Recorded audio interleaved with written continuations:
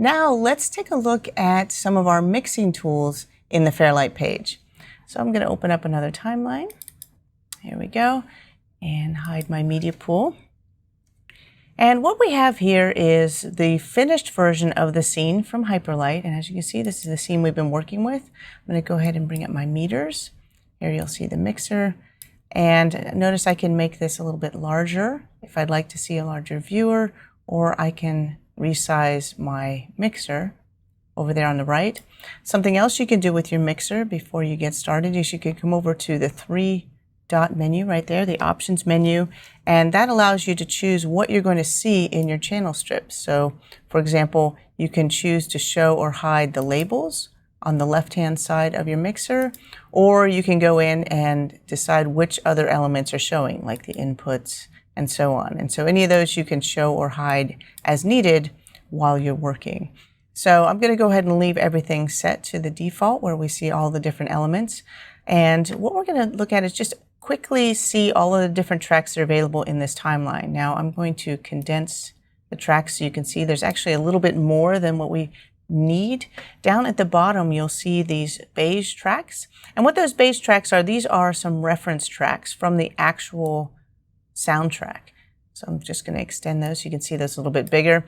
And so the reason it's nice to have a reference is if you're learning mixing, or if you're starting a new type of project that you're not used to mixing that type, whether it's music or if you're mixing, let's say, a sci-fi show when you're used to doing podcasts or whatever it might be, if you have an example of a professional version of a soundtrack that's similar to what you're doing, you can use that as a reference to check your levels and also see how that mixing was done. And you can use that as a comparison to help you set up your levels and kind of learn the art of doing mixing yourself. And in this case, I have the soundtrack, different stems up here at the top. This is the stereo mix. Now, it is not in sync with the video, but right now this is only here to help you see if the levels are right on your system. And so I'm going to go ahead and unmute this and solo it for just a second. And this is the stereo mix, so I could go to any portion of it and just check the levels to see what the levels are like in my room, how my listening levels are. And this is a good point for me to make an adjustment to those. I could do that right here and adjust my listening levels. Now, obviously, if your room has been professionally calibrated, you're not going to want to make any changes to that. But I'm going to go ahead and set this here. Also, your output levels on your computer itself, you can come in here and make adjustments to those. So I'm going to go ahead and play this. What? 2 hours ago is when he was scheduled to exit. So when you play it back, it should be at a really nice volume level for you, whether you're working with headphones or you're listening through speakers. This is the mix, so this should give you a nice opportunity to see this is going to be the loudest portion of the soundtrack, and so set up your levels to make sure that's comfortable. We also have the stems. If you look down below, I'm going to mute this track and go down, and here is my stereo voiceover stem. And the one thing to remember when you're doing your deliverables, in addition to mixing all of your tracks together, is you also need to set up the constituent stems. That would be your dialogue separate from the sound effects and the music. Those all need to be in separate mixes so that they can be combined later or separated as needed for doing, whether it's the trailer or for doing different localizations where they might want to change the language. They need to be able to have the separate voice so that they can revoice it with someone else in dubbing and then mix it back in. So being able to separate those is very important. You also need an M&E mix, which is just the music and effects in one mix, which again is the whole purpose of that, is to be able to add the dialogue in different languages as needed. And so as you can see, this is the dialogue only, and so I can just play a little bit of that and check my levels. Heading where?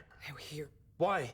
And if you watch the levels, you'll see, just as you might have done in dialogue editing, we want those dialogue levels to be right there in between, maybe -10, -15 in that ballpark, and that's what you'll see in the meters as well. Of course I did. It's protocol.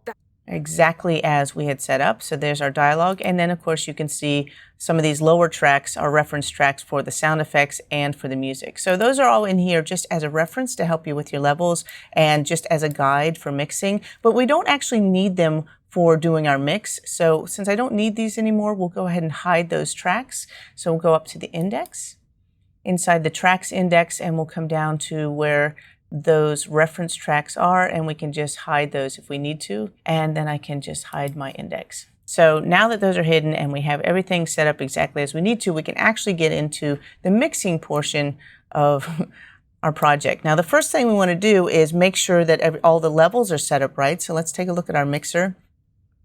And generally, whenever you start mixing, you want to make sure that your levels on your mixer are all set to unity, meaning that none of the levels have been changed yet. You want to start with a clean slate so that you can then be the one to adjust the levels. Now, everything in theory has been set up in the track, so the levels should be pretty good. It's now you're determining how loud each track is and how well they blend together. And so that's just balancing those tracks. So if I look just at a glance, when I'm looking at the mixer, you'll see that I can see that the levels are a little bit lower. The MedLab has been lowered. Both of these MedLab tracks are not at their default. And same with the drone. So I'm going to go ahead and change those so that I can be the one to make those adjustments instead of whoever might have set this up for me. So to reset these levels, just double click on the fader. And as you can see, let me zoom in on that. If you double click on the fader, it will just reset it to unity. There we go. And that means a change has been applied. That's what the 0 is there. And so these are all ready to go. So all of my different tracks. Now, obviously, if this was the real soundtrack, I would have maybe 150 or more tracks here. In this case, this is just more for an example. So the sound effects are all in one track already, same with the music. And the dialogue is going to be in its constituent parts. This is still all separated. But it's enough for you to get the idea of what you'll need to do. So your tracks have all been edited. The clips are all balanced within the tracks. We've set the levels. Everything is 0. And now we can start determining things based on how they actually sound. You'll use your eyes watching the meters, but you're also always using your ears. And as you make different changes, you'll be constantly massaging those levels and adjusting them as needed until you get what you want. It's never a set it and forget it when it comes to mixing sound.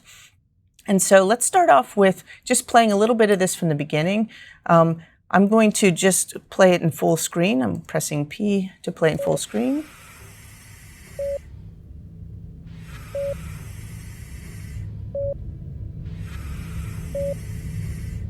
So when I play this, one of the first things I'm noticing is, and I'll just hit escape to get back, is that the drone is a little heavy-handed. I mean, we're inside of a ship, yes, but it shouldn't be that loud, right? We're not in the engine room of the ship. So the hint of drone, I get it, but not that much. Also, the sound effects are a little bit too heavy as well. It's just too much. A little bit is great, but those are just too loud. And so let's go ahead and adjust those. I'm going to mute both of the MedLab effects so that we don't hear those, and we're going to start with just that drone sound. And just use your ears, and you're going to come over here to that fader, and as you listen, you're just going to find a level that's good for you, where it's not too prominent. I will tell you now that it will not be yellow. You see the meters, the colors? Usually that area in the yellow is set for your dialogue, right? You want to make sure your dialogue's sitting in that range between -10, -15. Your sound effects should only be there if it's something that's loud and it's prominent. Definitely not a background sound unless they might happen to be standing right next to the engine and we need it to be that dominant. Otherwise, it should be much lower. So go ahead and lower those levels. We'll just start playback and I'll lower that.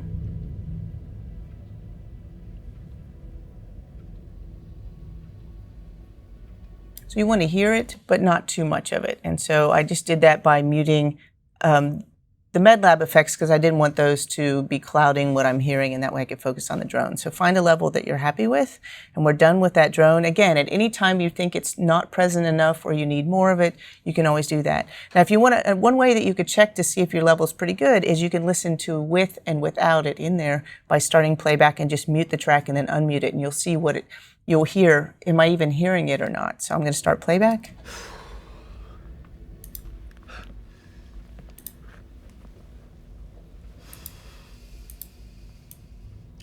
So that way you can tell whether or not you're actually hearing your drone sound. And that's just by toggling on and off the mute. So let's now tackle these MedLab effects. Now, here's the thing about the MedLab. Let's go back and look at the video again. I'm going to go back to the beginning, and I'll go to full screen for this for a minute. We've got Philip on a MedLab, right? He's sitting there. He's got a respirator on, so we want to hear that respirator. And you can't have a MedLab without the beeping heart monitor, right? So those are two sound effects that we're using, but they're all part of one device. So the goal is to make it feel as if it's coming from the room. It's an actual device that's creating these sounds. So it shouldn't feel like it's this massive thing, right? It shouldn't be way off in the corner somewhere. It should feel like it's part of the space. And I'm actually going to solo those two tracks, so we'll only hear those for this moment. And I'll go back to full frame. There's the sounds.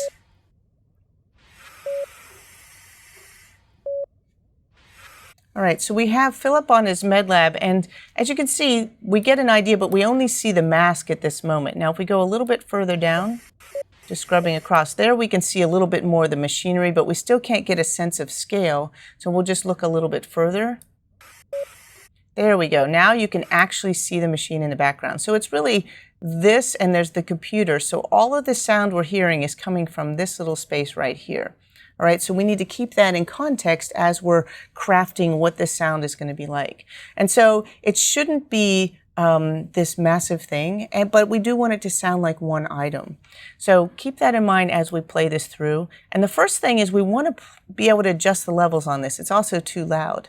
Now, unfortunately, if you look at the mixer, just zoom in on this a little bit. If I look at the mixer, we have two faders for our MedLab, right? We have one, and then we have the other one, and I'd really like to be able to use one fader for both. It's one machine. Why can't I have just one fader? Now, because these are both mono sounds, I can actually link those together into a stereo linked group, and that will give me a single fader, which would solve our problem. So let's try that. I'm going to come over here. Let me reset those faders. And all I have to do to link this group is to go up to the Fairlight menu and choose Link Group.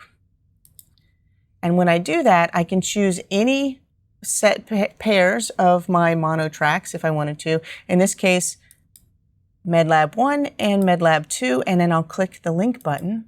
And that's just linked these together. See how it's got a little badge on it? These have now been linked as a stereo pair. If I close this up and take a look at my mixer, let's peel that open, select the MedLab, and you'll see there's now a single track. It's a stereo track for the MedLab. I don't see MedLab 2 anymore in my mixer because it's hidden. Whenever you link tracks together, only the first of those linked tracks, only channel 1 is the one that's going to show up. However, they're all linked together. You'll see a little band right here on the left next to the two MedLab tracks. Those were mono tracks that shows that they're linked together. And you also see a little badge or band around them as well up here. And so now that I know that they've been selected, that's great. They have a single fader. Let's listen and see, did we accomplish what we wanted to? We have a single fader. Now we can adjust the volume level. Let's listen.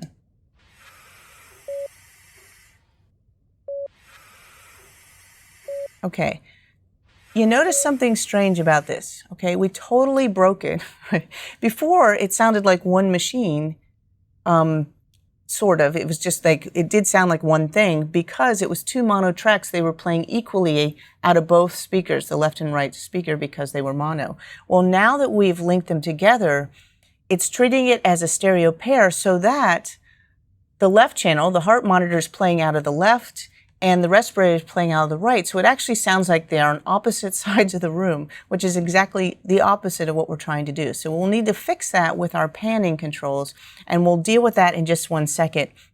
Before we do, I'm just going to take a little side trip here and show you a little bit more information about the panning and what we can do to control panning between stereo and mono, and then we'll go in here and we'll fix it. So keep in mind what our goal is. I'm going to unsolo this track, and let's just step one track to the right to our drone track instead.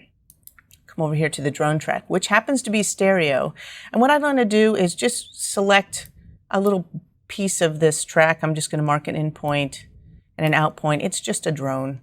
I'm going to go ahead and raise the level of the drone for this moment. I'll bring it back down. I'm going to bring it back up to Unity just so we can hear it nicely.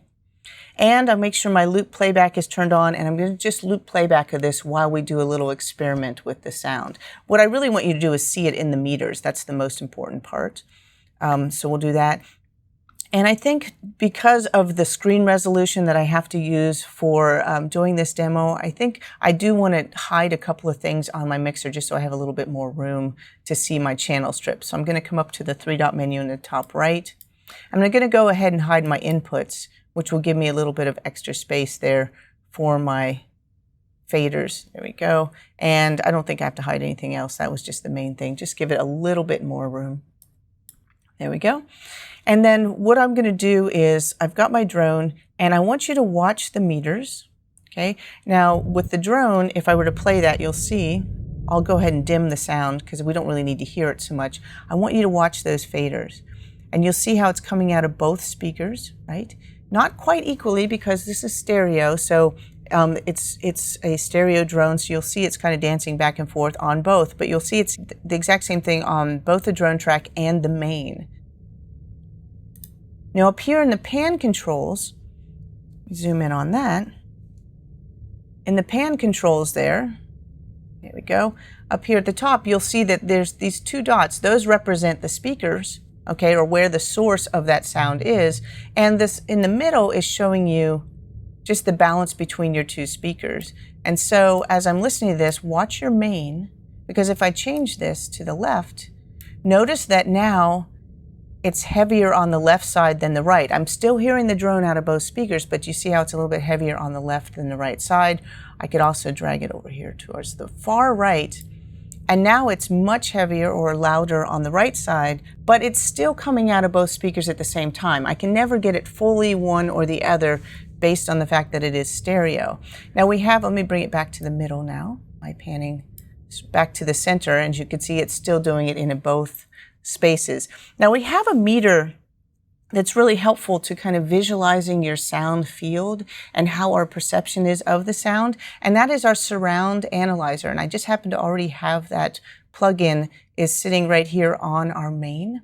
So if you come up here to the main, you'll see there's a plugin on this, and you can click that to open it up.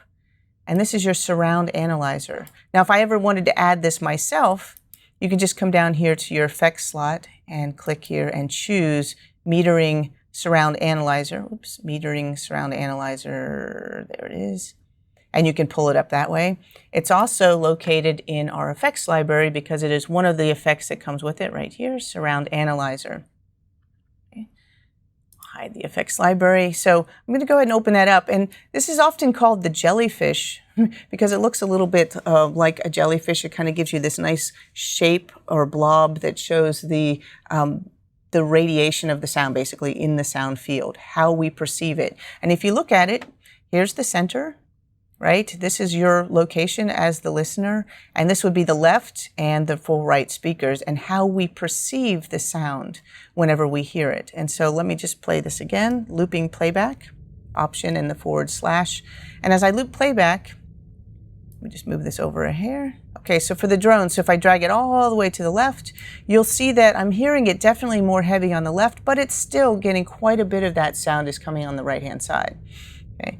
Now, if I go the other direction, all the way to the right, you'll see that now it's definitely leaning very heavy towards the right. However, we're still getting quite a bit of the sound also out of the left speaker, which you also can see with the other meters. So, you know, if I were doing surround sound, whether it was 5.1 or 7.1 surround, you would be able to move this sound all over that surround space with the listener in the center. So, okay, we can see what our limitations are when I'm going to stop playback when we're listening to it in stereo. Now, what I'm going to do temporarily is let's go over to this drone and right-click, and I'm going to change that drone track to mono just for the moment for this example. And when a track is mono, it's going to come out equally from both speakers. So let's go ahead and make sure that we've reset this. It's now panned dead center because that is a mono signal. If I play that, looped playback again, option /. Notice it's now coming out equally out of both left and right channels. Notice there's a single fader right here for the drone, and look how it's exactly the same on both channels when you're looking at your main. Let's pan it to the far left. And this time I get almost the entire signal over on the left. Notice there is nothing coming out of that right channel now. Nothing. So this way I have the ability to place something in a very specific place within my speaker area or within the range. And let's go the other direction all the way to the right. And once again, I can now hear the sound coming out. And I can see that it's fully coming out of only the right channel. And you can see that right there on your jellyfish too. So I'll zoom in on that slightly so you can see that a little bit more. And as you can see, that's it coming all the way far right. There it is. Okay. So let's pull that back. And again, the jellyfish, it's actually called the surround analyzer, but that's just showing it to you visually. So I'm going to go ahead and make my drone track stereo again, change that track back to stereo. There we go. And I'll close up my surround analyzer. That was just to give you some visuals on the differences between working with stereo and working with mono, and as far as being able to actually place a sound. So let's get back to our issue at hand. Let's go back to the med lab and let's solo that track, unsolo our drone. And by the way, let's go ahead and lower the drone back to wherever you had it before so it's not too loud. You can fix that next time we do playback. And if I listen to my med lab, okay, I'm watching my med lab right now, my med lab sound. Let's go ahead and bring up on that track, let's bring up the panning. And instead of working with the pan right here in this small panner, double click on the pan control here in the mixer and you will get the full pan window. And what that will do is it will allow us to make adjustments to this. These are all the different controls that we have for the panning. I'll just start loop playback here. And this is our signal, so I can pan to the left or I can pan to the right. But what we really want to do is we want to make it sound like it's a mono signal, so we have much more control of where the placement is. And again, we want it to sound like it's coming from this machine right here in the background on our visuals. So one of the first things we can do is adjust the spread.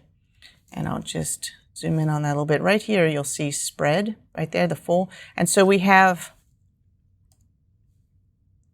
move this over a little bit. Right here we have the spread. So you can see there's the full spread where the speakers are in the far right and far left corners, left and right. And this is where we're adjusting the signal, but still it's going to be in the far left and right. But if we change the spread from full to point, all of a sudden, look what happens. We're reining that in. And if we pile that right there in the middle to point, PNT is point, this is full, then it's going to sound like it's a mono signal. Now, all of a sudden, even though it's two different tracks, it's going to feel like it's coming out of one position on our screen. And so jump back out. And now that I've made it a point, I'll start playback. And if you look right here on our main, see how we're getting equal signal out of both speakers? Even though it's two totally different sounds in the left and right, we're now getting similar to a mono signal, and that allows us to put this wherever we need it to. And in fact, he's over here on the left, so I can just park it right there on the left if I wanted to. There it is. Or I could even put it right here in the middle, because if I ever go to a surround mix 5.1, then this would radiate all throughout, and this would feel like more kind of omnipresent if I wanted to. It's still in the center either way. The other thing I'd like to do is maybe spread this out a little bit. It's not exactly a point. A point might be a very small source like a watch that's making noise, a very small source on screen. This is obviously not that small. It's this big, right, if you look at the screen. So in order to make it a larger signal, we can come over here, we can adjust the spread a little bit, right? And then you also have the divergence, which is right here. And that's going to give you a sense of scale for the object you're working on. So you could have a teeny tiny little radio, or you could have a boom box sitting on top of your head, right? And if you were using something larger, then you want to make it feel like it has more scale. Or you could have a giant speaker the size of this wall, which obviously would be a much larger signal. And so in this case, if you want to adjust the divergence, that's right here, you can make that larger, and you're going to see those little lines. And that's how much it's going to be bleeding in towards the other speakers, making it feel like a larger source. And you can even look at it in more of an overhead position, if that helps. So this is now showing how the source is radiating from the center. And then so if I place it somewhere, it's now a source. And if I look at it, comparing it to the screen, it's a much larger source. And it's going to feel like it's to the left, but it's also going to feel like something with some substance as opposed to a tiny little point source. And I can do all of that by just adjusting these few settings with my sound. So we've now fixed the MedLab, although I do want to put it right here in the middle. So we balance our tracks, and then we do things like adjusting our panning. Now, obviously, the dialogue is all panned to the center, but we might also want to do something with, let's say, Ada's voice. I'm going to clear my in and out points for a minute. Ada's voice, she is a computer voice. She's coming out of speakers, and those speakers are all over the place. So it's possible we want her to sound more omnipresent as opposed to a source, because we really don't have a body for her voice. And so if we wanted to do that, let's go to her voice. One of the things we could do is we could add a plug-in to her voice. And if you look, on her track, I already have a plugin on there. There's a flanger, a de-esser, and if I click on this, you'll see this is a stereo width plugin. This is one of our Fairlight effects. It's right here, stereo width. And what this plugin will do is this will give you the ability to adjust the scale if it's a stereo track. And so, for example, I'll just play that back. I'm going to select that clip. So I can do loop playback. I'll make it a little larger so you can see that. We'll solo that track. So we're only listening to it. And if I play it back, Emiliana Newton. Okay, so there you can hear Emiliana Newton. And if you look, right now it's just a fairly tight stereo, but I could also change that width to make it very narrow so it sounds like it's mono. Emiliana Newton. Or really wide. Yes. Now it feels like it's this massive signal, right, radiating through the whole room. And so you can just choose where you want that to go to kind of give it the feel that you're looking for. And that can be done with a plugin. So just showing you different options for managing your sound and how it's interpreted within your speakers. Let's go ahead and clear that out. And so the next thing we're going to look at is, now that we've done a little bit, our levels are balanced, assuming they're balanced on all your tracks, the relationship between the different tracks is working, and we have adjusted, make sure everything is panned as we want, at least for now. Then the next thing we want to look at is some of our sweetening tools, which we have EQ and we have compression for that. And there's always a spirited debate as to which comes first, EQ or compression. And compression is managing the levels, basically, just as you would with luminance if you're dealing with color grading. Color grading is very similar to sound grading or dealing with your audio. You work with levels. Your whites and blacks would be your volume level, and then you work with the color, which is more the EQ, the color of the sound, or working with the different frequencies. Those would be your hues if you were working with an image. Now, in this case, because we balanced all of the clips ahead of time, we've already done some of that work with the levels. So I'm going to start with EQ just for this example. And our EQ is right here on every single track already. Every track has EQ. And if you look, let me bring up my labels. There they are. And if you look at the labels on the mixer, you'll see that there is the EQ right here. I'm going to start with the Emiliana track, and we'll just show you a quick example of what the EQ looks like on that. So if I open this up, you'll see there is my EQ window that gives me the ability to adjust the EQ on her track. Now, it would help to know where her actual voice is. Where's the meat of her voice?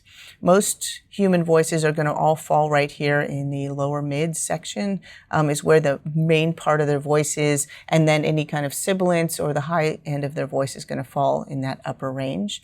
Now, what's nice about this, I'm going to hide this for just a second, is that we have a plugin that will actually show you exactly where the voice is, and that's our noise reduction plugin. So I'm just going to add that to her track just to show you. And I'm also going to solo her track for the moment, unsolo Ada's track. I'm going to zoom in a little bit more so we can really see her clip here.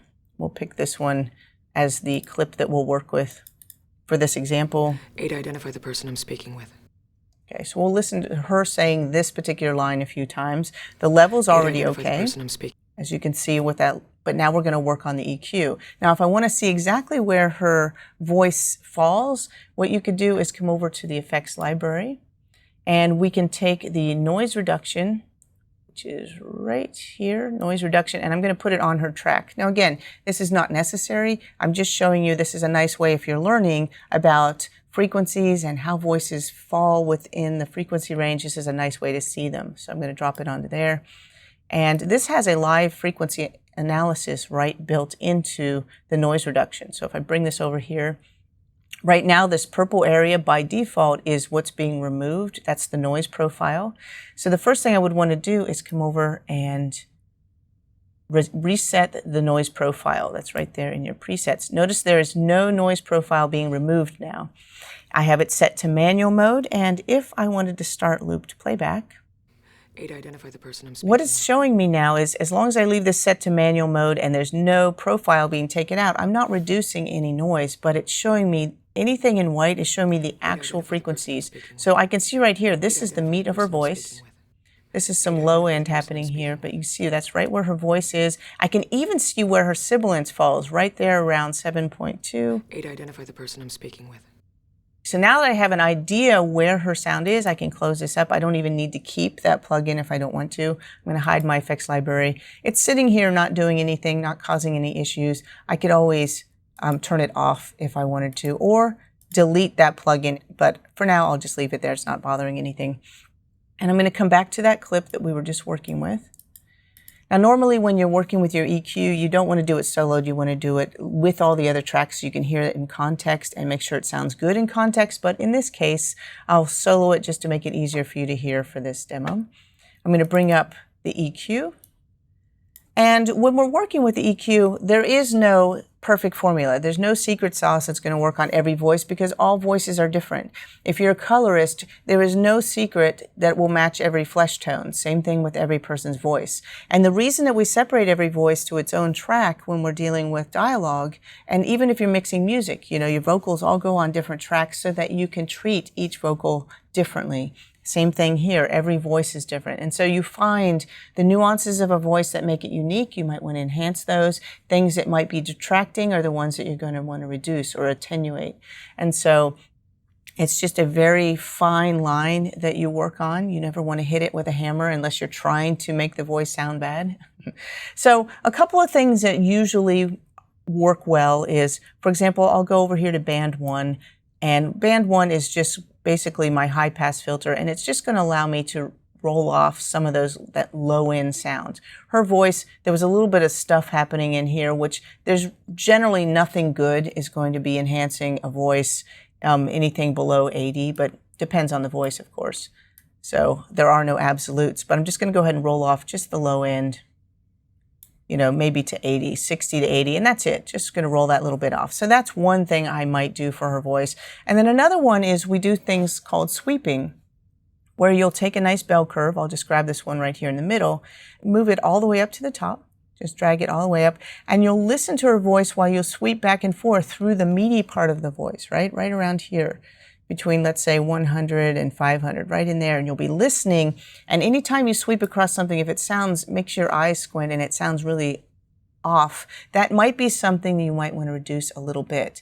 If you raise something a little bit and it sounds boxy or starting to detract from the voice, that might be an area you might want to reduce. And the idea is just make minor adjustments, just tweaking those levels as you go. So I'll just give you an example. We'll listen to the voice. 8, identify the person I'm going to sweep this. 8, identify the person I'm speaking with. 8, identify the person I'm speaking with. 8, identify the person I'm speaking with. 8, identify the person I'm speaking with. 8, identify the person I'm speaking with. Right there, it's sounding a little bit boxy. And if I bring it down, 8, identify the person I'm speaking with. Just a hair, 8, identify it sounds a little bit better. Because sometimes you have a lot of things happening within the same frequency range. So by just reducing a little bit, it'll be a little less muddy because then everything's not competing for that same space.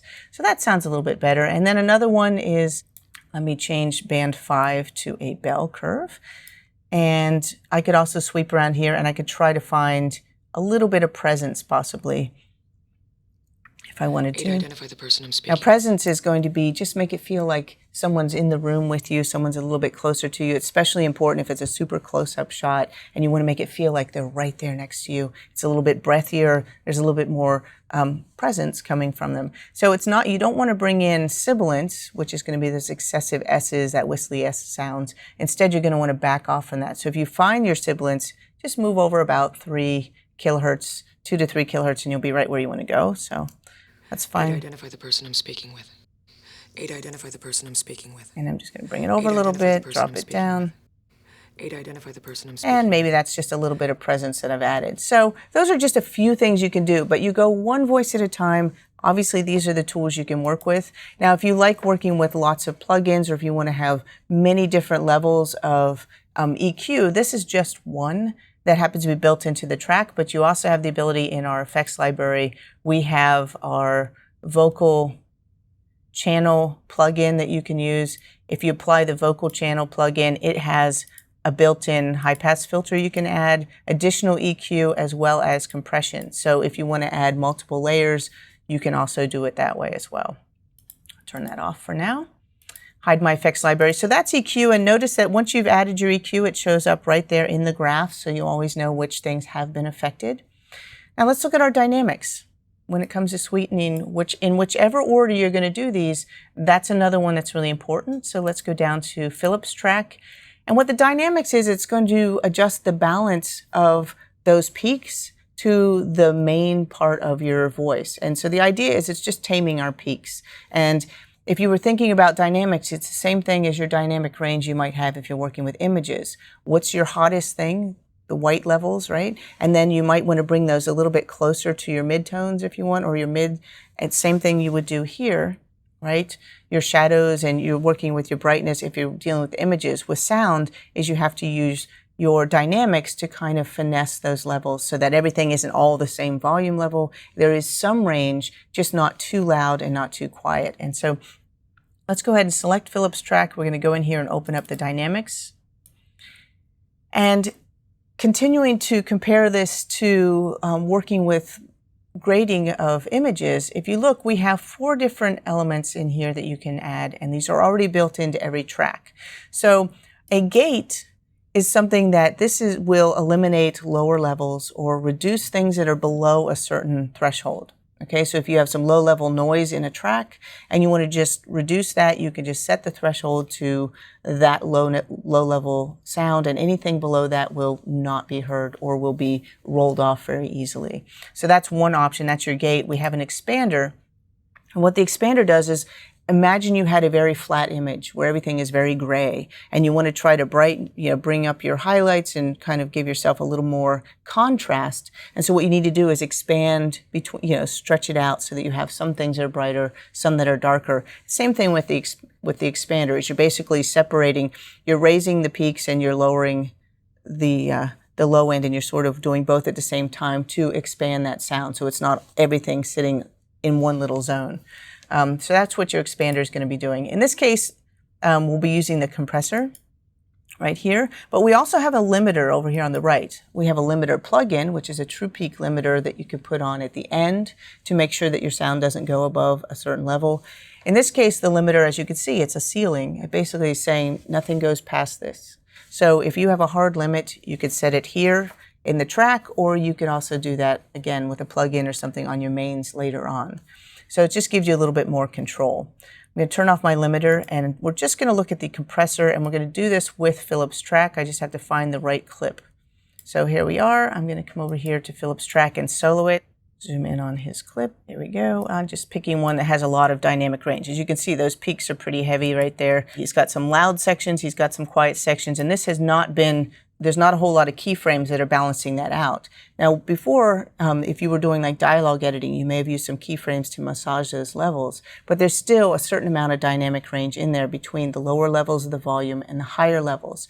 Your goal is to keep the average of the dialogue, and basically as much of the dialogue as you can, between -10 and -15 dB. You want to keep it all within that little space so that all the dialogue is fairly even though there's still inflection, and you'll still hear some people a little bit louder and some will be quieter. If you can keep it within that range, then dialogue will be consistent throughout your entire show, and from one show to the next to the next. That's why we try to keep things consistent. Otherwise, if it's all over the place from one show to the next, you'll be constantly riding those levels and you won't hear anything. So if I were to look at this, I'm going to just play this little clip. I will use my range tool to select the clip and just loop playback. And what we want to watch right here is the input levels. The hyperlight core came out of you. And I have this dim, so it's not too loud, because I'm not so worried about you hearing it as I am seeing the levels right here where the input is. The hyperlight core came out of you. You see how high the peak is? We came out of cryo. So the highest peak is way up here, Fix it. and then it's coming down as low as, The hyperlight core came out a few days ago. he's talking as he's exhaling too. So we've got quite a dynamic range there. I mean, I'm looking for a dynamic range of, all of the dialogue being within 3 decibels, 3 to 5 decibels of each other. And this one is quite wide. And so we're way up to -5 maybe in the red. And then we've got stuff that's way down here, -18. And so the idea is to kind of tighten up that range in between those to make it a little bit easier to listen to. And so what we'll do is we'll come over here, and we have to choose a threshold. Zoom in on that a little bit so you can see it better. right here there's a threshold, and if you choose a threshold, what that's going to do is that's going to allow you to choose what is the level where we're going to say anything that's over that amount, we're going to start compressing that using a ratio. And so in this case, we'll use -15. That's our nice spot where we want the dialogue to sit, right between -10 and -15. Anything over -15, what we'll do is we'll adjust it by a ratio. Right now it's set to a 2-to-1 ratio. That means every 2 decibels over 15, -15, it will be reduced and you'll only hear 1. If I were to set this to, let's say, a 4-to-1 ratio, then every 4 decibels over, you're still only going to hear 1. So it's a pretty big reduction. And then, of course, you can really hit it with a hammer and 20-to-1 ratio, but we're not going to do that. Let's try, let's say, a 4-to-1 ratio at -15-ish. And then if I play that, if you watch the output, you'll notice that because I lowered this anything under over -15, watch over here at the output, and you'll see the level never gets over -10 now. We did just enough of the compression that the levels are exactly where we need them to be.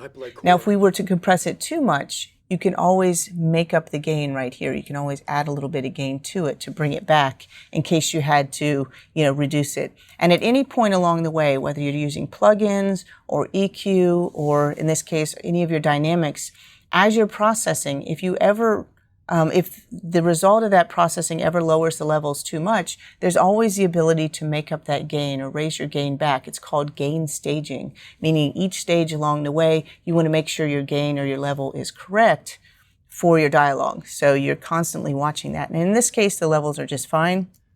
And we managed to keep it exactly where we wanted to, right there in the yellow, in that sweet spot, even though there's peaks in that dialogue. So that is compression successful.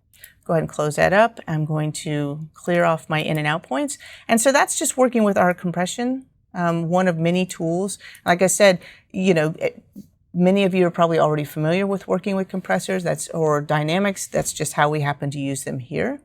If you look up at the top of my mixer, one of the things that's new is we have this order menu. And basically the default is going to be effects, EQ, and then dynamics. That's F, E, and D. If I click on this though, for each track, I could change the order. If you would rather have your EQ first, then dynamics and effects, you can change the order that way. If you'd rather have effects first, and this is the order of processing before it makes it to the output. So that's really giving you an opportunity to be in control per track, which, depending on what you're doing, everyone has their favorite secret sauce for how they like to order their processing for dialogue versus music and so on. Now you have the ability to do that. It's right there in your mixer. So we've set up our tracks. We have set up our dynamics. We've done our sweetening. Now let's look at, let's say we wanted to add a little bit of bussing to this. We need to route these things because at this moment, all we have is one main. And our main happens to be a stereo main. And I mentioned at the beginning of this section, we need to be able to break things up into the constituent parts, dialogue, music, and effects. And we also need to have an M&E, music and effects mix, that is only those elements without the dialogue. So how do we do that? Well, all we have to do is make new buses. Now, buses are just the way to get the source out, right? It's just as if it were a water flow. Signal is going to go through the tracks to the faucet, right? The faucet is your output. And you can also run it through different pipes to get to the output as well. You can have it branch off 3 different ways and come back, just like you might with sprinkler systems or the pipes in your house. The same idea goes for your busing here. It's just routing the signal flow to get it to wherever you need. And so in this case, we're going to create some more buses that we can use to kind of control the signal flow. And you would do the same thing whether you had 200 tracks or 1,000 tracks as you would if you have, in this case, like 10 tracks. So let's go up to the Fairlight menu, and this is where you can choose bus format. And this happens to be our legacy fixed busing right now. This is one of the busings where you can choose to make mains, submixes, and auxiliaries. We also have flex busing, which allows you to do flexible buses where any bus can be patched any way that you want to, and it can be used to go from bus to track, track to bus, and so on. But in this case, we'll use the legacy fixed busing. This is just traditional busing, and you can do the same idea using either bus method. So right now I have my main, which is just a stereo main. Let's make another one. I'm just going to click main again, and that gave me my second main. And this one's going to be that M and E main that I mentioned before. I don't want it to be mono, it should be stereo as well. If I was mixing for 5.1, then obviously I would be making 5.1 buses and so on. In this case, I'll just do stereo for this example. I'll go ahead and change the color as well to something different, just so we can tell the difference between our M and E and our stereo main. Okay. Then I also want to make some submix buses. Now the submixes will be our dialogue, our music, and our effects. So let's make 3 of those. 1, 2, and 3. Dialogue is a mono signal right now, so we could do it as mono or stereo depending on what we need. In this case, I'll go ahead and keep it mono, and we'll call this dial. Leave it mono, and I'm going to just change it to orange. Let's do our effects next. So SFX for sound effects. We'll make that stereo, and I'll make it purple for no reason.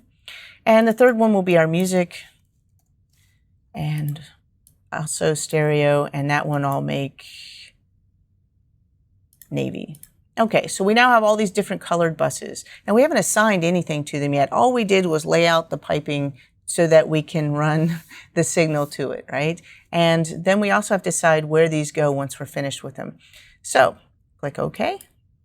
And we've created these buses, and if you look down at the bottom, when you're dealing with the fixed busing, you'll see that my mains go across the bottom. Let me just zoom in on this a little bit, and you'll see we now have these little patch panel here. So we can say I want to patch to main 2 or main 1 this track, or I can patch to my different submix buses right here if I'd like. Or what we'll do instead is we'll go up to the Fairlight menu and choose Bus Assign. And when you go to Bus Assign, this is going to give you a map of all of your different tracks and your submix buses. This will show you all of your buses up here across the top. When you're working with legacy fixed busing, then you're going to see an M1 and M2 for your mains. The S1, 2, and 3 are submix 1, 2, and 3. Okay, it's just naming. So let's go to main 1, and all of the tracks are running to main 1, which is fine. If I wanted to, though, I could have nothing go to main 1. And how would I achieve that? Just select main 1 and unassign everything. There. Now if I play, nothing's coming out of any of my buses. There is no signal because nothing is actually leaving the tracks yet. Now what I'd really like to do is let's start with our dialogue, and I want to assign just things that go to dialogue, only dialogue, which would be Emiliana, Philip, Ada, and the room tone. All of those are going to be my dialogue track. Okay, done. Now when it comes to my sound effects, I need everything else that's sound effects. So that will be my PFX is production effects, my MedLab, drone, and the sound effects. So all my sound effects are now running to this sound effects bus. And the last one is this music bus, and there's only one track for music, so there, music's now going to the music bus. These are my references, so I don't need to assign those to anything. So all of those are done. The submixes are finished. Now let's go back up to that main. At this moment, nothing is going to the main, and instead of sending every single track to the main, I'm just going to send these submixes, my dialogue, my sound effects, and my music. Those will run to the main. So I can adjust their levels, and all of the signal is going to the main. So if I were to close this and watch, notice here are my different buses. Let's just peel those open so you can see it. Just 2 hours ago. There's the different buses as needed. Explosion and it's surrounded. And as you can see, my main, and there's my dialogues playing right now. I have Philip soloed is the reason I'm not hearing everything. And now you can see that there's my main, there's my dialogue, sound effects, and music. Now let's go back into our patching again for our bus assignment. And I'd like to do that M and E. So what's the difference between the main and the M and E? Well, the M and E has the sound effects and the music, but no dialogue submix. That's the only difference. So those are all patched and ready to go. I can close that up. So now I have the ability to listen to any of those elements as I want to, and I can adjust the individual faders for my sound effects if they're a little too loud, or my music if it's too loud, and so on. I have individual faders for those submixes. So the busing just kind of gives you a little help for, taking hundreds of tracks and narrowing it down to just a few that you can use for finessing when you get towards the end of your mixing. Right up here at the top, you'll see there is my main. And this is what I'm actually monitoring, but I can also switch at any time and monitor now just my M&E.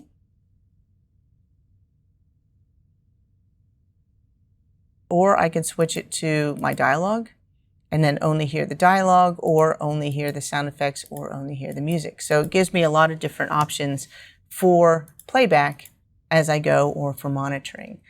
Like I said, that's just looking a little bit with buses, and as you can see, we've been slowly working our way through the different stages of mixing. So the next thing we want to do is let's look at automation. Just take a quick look at things that we can do to automate or to adjust those levels over time. And to do that, I'm going to go ahead and open up a different timeline.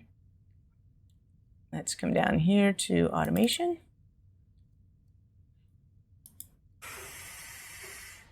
Okay, and switch this over. So I'm looking at my automation, and what I'm going to do is we're going to just spend a little time on this MedLab track, and I'll just add a little bit of automation to that track. Now again, we still have some busing on here and so on. I'm just going to kind of collapse some of this for now.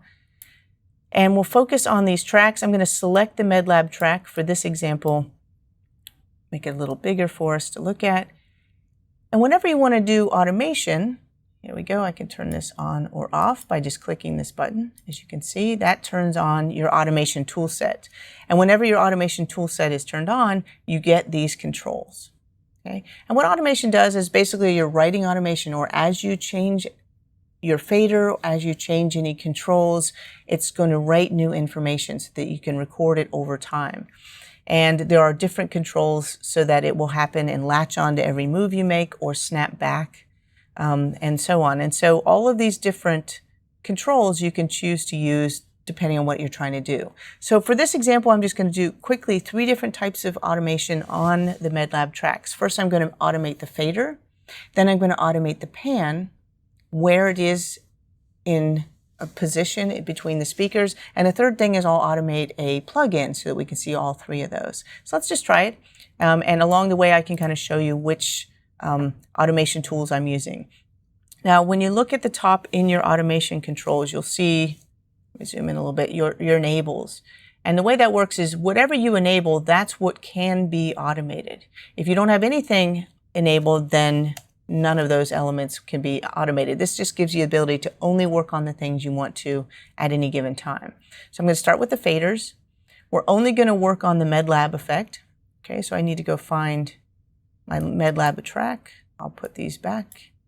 Let's go across here and find, there it is. There's my MedLab track right here. This is what I'm going to be automating. So what I want to do is change the level of the MedLabs during playback, so it's a little bit louder at the beginning, and then it gets quieter once they start talking. And that's going to be super easy for me to do. Now, if I look over here, it's in write mode, which means I'll be writing more information. If I was in trim, that would be I've already recorded automation. I just want to kind of finesse those levels. In this case, I'm in write mode. I'm going to set it to latch, which means anything I do with my mouse, or anything I do if I was on my console, it's going to latch on to that movement. And as soon as I release, it will do whatever I tell it to do when I release. So latch is turned on. When I come over to this section, is set for my latch mode. And then on stop, when I let go, it's going to do one of 3 things. It's going to hold at whatever level I have. It's going to return to the level that was already there, or event, which means it will hold on whatever I'm doing up until it gets to the next keyframe or the next piece of automation information for that parameter, and it will stop. So theoretically, you could just set, if you're just fixing one little section, that's the part that will get adjusted. It won't roll over any other automation you have within that track. So I'm going to go ahead and leave this on hold. We're going to adjust the fader and the fader only. I'd like to see that fader curve, so I'm going to come over here and set this to fader level. And the last thing I want to do is set this particular track to write mode by just clicking this button. That automatically is setting it into write mode. It's ready to record information. And if you look at my fader, over on the right-hand side, you'll see that the fader has turned red to indicate I'm ready to record automation to that track. So I'll just start playback. So I'm clicking and holding this, and then I'm just going to lower the level a little bit as Philip starts walking across the room.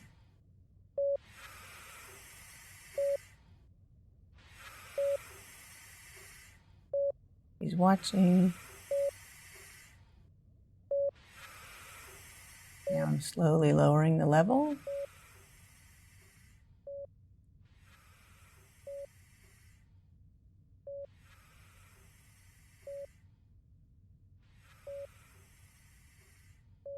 And I could leave it there if I wanted to.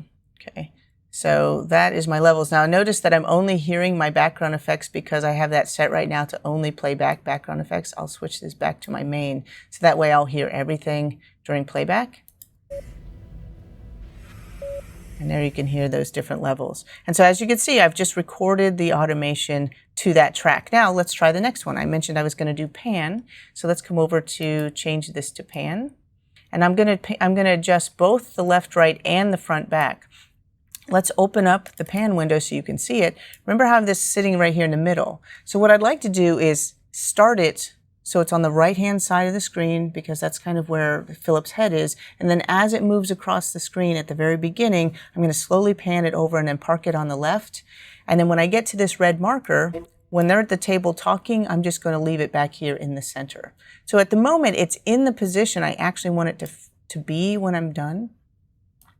So we're going to end up right here. And to do that, what I can do is I can actually mark that spot right now on the automation curve for the panning, and that way it will return to this position. So let's go ahead and set that up. I'm going to come up here and enable my pan and disable fader. Then I'm going to come over here, and instead of on stop return, I'm going to go to event. And that means when it gets to any kind of automation, it will stop. We'll leave it set to latch mode. And then right is fine. And then what I'll do is, I'm at the red marker where I want the change to be. Let's go over to the pan control. And right here in pan, I want to see my left, right, and go ahead and turn this into right mode. And you notice it's sitting here ready for something to happen. Notice everything is turned red right here, right? And what I'm going to do is take this pencil tool and just draw a little bit of automation right there. See how I just did a little scribble right there? So I'm basically locking in that position for my left, right at this moment in time. Okay. I'm also going to switch this over in pan to my front, back. I'm going to do the same thing. Got my pencil tool there, and I'm just going to kind of scribble a little spot right there. And that way I have set some automation, so it's absolutely going to come back to this position for both front, back, and left, right. Okay. Then I can come back to the beginning. I'm going to turn off my pencil tool. I don't need that. I'm just going to go back to my arrow, and I'll be ready for this to do something, right? And so now I can have this make any kind of adjustment that I need to. And so again, just making sure that we have this set. Now, as I mentioned, you mark your setting. As you can see, there it is. And if I want to make a change, I'm going to go ahead at the beginning of this and drag it to the new position, which is going to be over here. So that's where it's now going to start. This is where it's going to start, and I can see that both in my left, right, and in my front, back. As you can see, there's a little bit of difference there in my pan curve. And what I'll do is I'll just start playback, and I'm going to move this as he's moving. I'm automating that position, and I'm going to park it right here on the left. They look to the left, so they're looking right there where I have it panned. Still there on the left, it works. He walks across the room, still on the left. And I can actually stop at this point because it's basically just going to stay in there until I get to that point that I had marked. So there you go. I was able to automate the panner just by setting that one point ahead of time. So those are two. Now let's do the last one. Last thing I wanted to automate is I'm going to turn off pan, and let's go over here and do a plugin. Now I haven't actually added a plugin to this. the plugin I'm going to use is an echo. And you probably think, well, wow, that's pretty dramatic, right? It's not going to be a heavy echo, just a little bit of an echo. And what it will be is anytime we see, we're right there next to Philip, MedLab Philip, we won't hear an echo. But anytime we're away from him, we'll add just a little bit of an echo. And what that will do is give the sense of, you know, it will be a reminder that he's there, but we also know that we're kind of farther away from him. Just to show you how that would work. So first thing I need to do is on this track, I'll add a plugin. And here's my echo. Now, obviously, I don't need a massive echo. I'll go ahead and set this up to a large hall. Okay, there we go. That's our preset. Now, obviously, that's going to be pretty dramatic. Do you hear that? So we'll go ahead and leave it sort of dramatic, but my goal will be to adjust this wet dry. And what we're going to do is we're either going to have this all the way dry or wet, one or the other. And so we'll just ride that level. So if he's right in front of us, it will be dry. If he's not in front of us, it will be wet. So let's try that. We'll start with it dry. And I need to make sure plugin is turned on. It is. And I have to come over here and let's choose the plugin this time. Any plugin that I have applied to that track will automatically show up here. It's set to echo. And let's make it dry wet. That is the one control I'm going to adjust in this case. So there we have it. So let's go to the very beginning. And I have this set. I'm going to set it to write mode so it's ready to go. My wet dry is exactly where I want it. I'm just going to watch my screen. I'm in the top right. Might make that a little bit bigger so I can just see it better.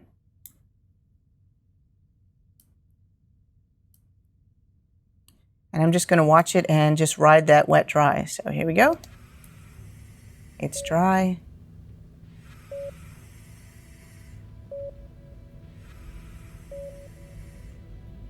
That gives us a sense she's further away from him in a room. Dry again because we're right next to him.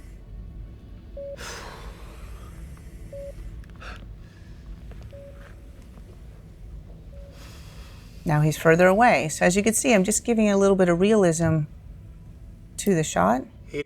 I can stop playback now because we don't go back to another close-up. But as you can see, the combination of those three things really bring this track to life. And this is just scratching the surface on what we can do with our automation. And in this case, I only did it to this one set of tracks. So that is our automation. And those are most of our controls that you would use for working with your mixing. Now, what I would like to do is I'm going to reset my UI layout. So let's go back into workspace, reset UI layout. And now what we're going to do is we're going to come over to the media pool, and I'm just going to kind of fast forward to a different timeline here. And just show you a couple of things like our bus tracks. So although I just showed you automation on one track, something else you could do when you're working with automation is you have your buses will also show up as tracks in the timeline. And this is only when you have automation turned on. So for example, let me hide my media pool and bring up my index. If you look at your tracks index, and let me zoom in there so you can see that a little bit better. If you look at your tracks index, you'll see that in addition to all of your tracks here, you'll see that all of my buses are also showing up here. So I can actually see my buses and automate the bus tracks right here in the timeline. You can even draw in automation if you wanted to. So there's the automation that's been applied to those tracks, which is great. And I'm just going to go to the beginning of this so you can see I have some automation on those tracks as we had before, but you can also see towards the bottom that there's automation on the tracks as well as here on the clips and tracks. Now, one of the things that often happens when you've applied automation is that you may need to move an entire show over a little bit to make room, let's say, for titles. Now, if you have to actually pick up a show that has already been edited and you have all of the automation on there and you need to move it over, you want to make sure that the automation moves with your clips. Let me hide my index, make this fit to the window. I'll just reduce this a little bit. And one of the things you'll want to do if you are moving something that has automation applied is make sure it's turned on, because if automation is turned off, then you're not going to know where your automation is, and it's just turned off globally at that point. So we make sure we turn it on, and then the button you want to pay attention to is this one right here, because this is your automation follows edit. And as long as that's enabled, which you can tell I've clicked on it so it's brightened, right there, is automation follows edit, which is the default. That means the automation, if there's a clip in the track or clips in the track, the automation is not only assigned to the track, but it's also on the clips themselves. So if you move the clip, the automation goes with it. And I'll just show you an example of that. I'm going to turn off automation follows edit. And if you watch, I'll move this clip right now. Make this track a little bigger. If I move this over, notice the automation stayed and the clip moved. Well, that's not what I wanted to do. I'm going to undo that.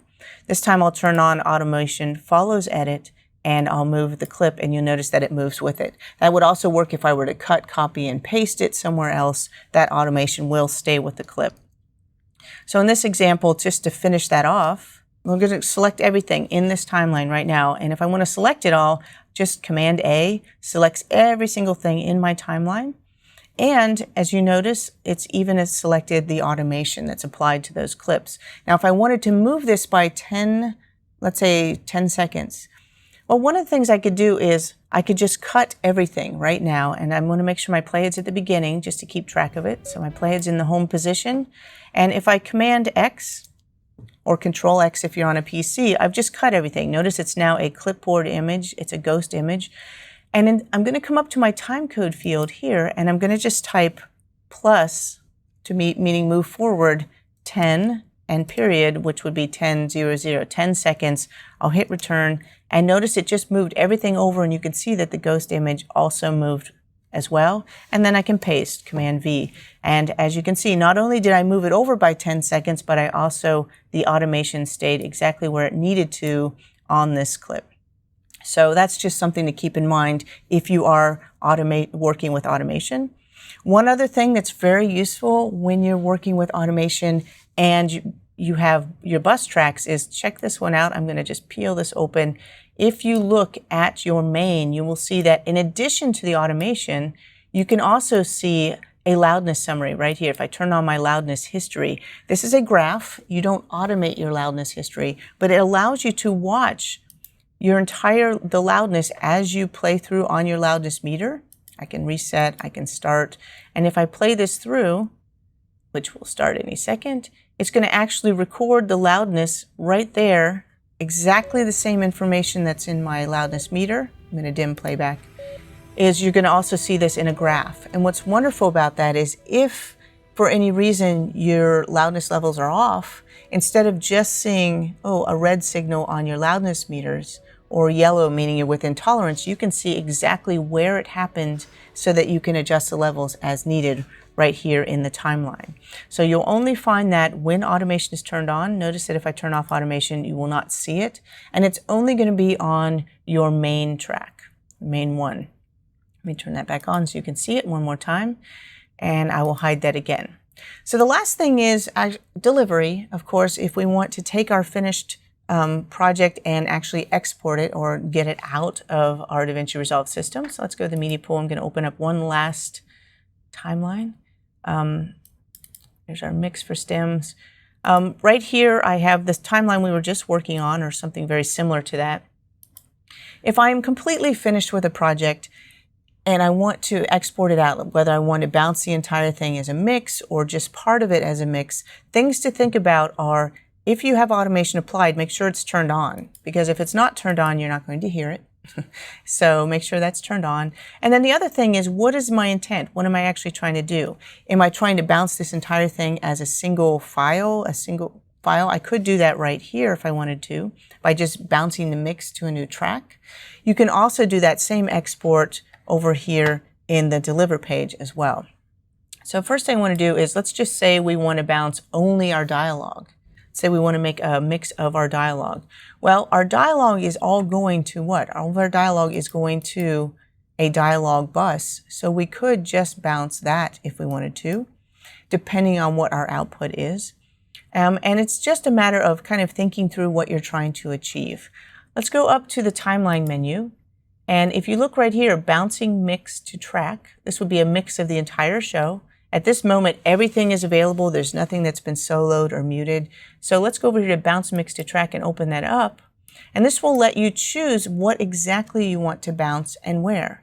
And bounce, again, is just rendering out a new file. So if I want to bounce my stereo main to a new track, then that's all I have to do. And I will get a stereo mix of my entire show. Done.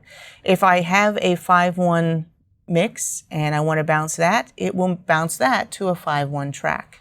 Or if I only want to bounce my dialogue, which is right here, my submix, I could bounce that to a new track as well. So right now I'm bouncing my main and my dialogue, and I'll just click OK, and it will create 2 new tracks. One will be just my dialogue, and one will be my mix. Let's select both of those, and we'll zoom in. And there we have it. That's what I just created in about 2 seconds, right? And here is my stereo mix of my show. And if I were to listen to this one, this is the dialogue stem. All the levels, everything is exactly as it would have sounded if I was listening to the individual tracks. Now, where did these bounce files go? If I look into the media pool, you'll find them, they all just dumped right into whatever bin I happen to have selected. Once you have created one, you can actually go in there and rename it if you wanted to. You can export it right from the timeline, give it a name and export it this way, or you can also deliver from the deliver page as well. And for this example, let's open up a different timeline, and I'll just show you a way of delivering from the deliver page, but let's open up a different timeline. I'm going to go to this one called Finishing Start, and that will wrap up our little story on going through the entire mixing process. So at this point, what we're looking at here is stems, right? We've got the entire show. We have the stereo mix, which you just saw how to make right there in the timeline. We also have my dialogue stem, my sound effects stem, and my music stem. So I have all of those have been created very easily just by bouncing out those submixes. I could have created these or recorded them back into a track if I preferred. There they are. Now, something else that I have, though, is because I also needed surround deliverables for 5.1.